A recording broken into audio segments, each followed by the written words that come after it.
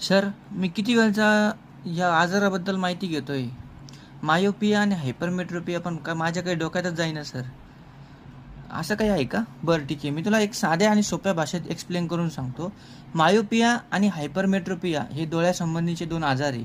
त्याच्यामध्ये नेमकं असतं काय? ठीक आहे, तर मी तुला एका सोप्या ट्रिकनी ते समजून सांगतो. बघ, मायोपिया म्हणजे असतं निकट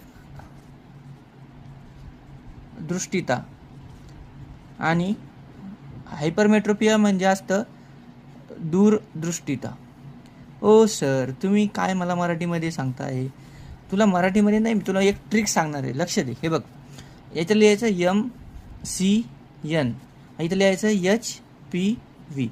यम म्हणजे आजाराचं नाव म्हणजे मायोपिया. ठीक आहे, ओके. आता C म्हणजे इथं लिहायचं कॉन्केव आणि इथं लिहायचं निगेटिव्ह. ठीक आहे, इथं लिहायचं आजाराचं नाव हायपरमेट्रोपिया आणि इथं लिहायचं P म्हणजे पॉझिटिव्ह आणि व्ही म्हणजे लिहायचं कॉन्व्हेक्स.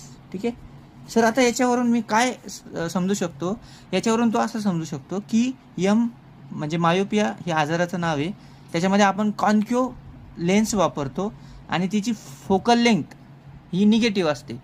इकडे असतं हायपरमेट्रोपिया पॉझिटिव्ह आणि व्ही म्हणजे कॉन्व्हेक्स, याच्यामध्ये आपण कॉन्व्हेक्स लेन्स. सर, पण मला अजून एवढं काही क्लिअर झालं नाही बुवा. तर ठीक आहे, बघ, मायोपिया म्हणजे माझी पिया.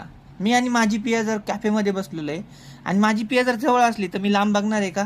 नाही, तुम्ही लांब बघणार नाही सर. म्हणजे या आजारामध्ये मला जवळचं दिसतं, लांबचं दिसत नाही. ठीक आहे, आता हायपरमेट्रोपियामध्ये माझी पिया हायपर झाली. कशी झाली? हायपर. तर पियाला राग आला तर पिया लांब जायला लागल. ठीक आहे, तर मी पियाकडं बघल म्हणजे मी लांब बघल. मी आता जवळ बघणार आहे का? नाही. बरोबर, म्हणजे ह्या आजारामध्ये आपल्याला लांबचं दिसतं, जवळचं दिसत नाही. आहे ना खरंच सायन्स सोपं? हो सर, सायन्स इज सोपं.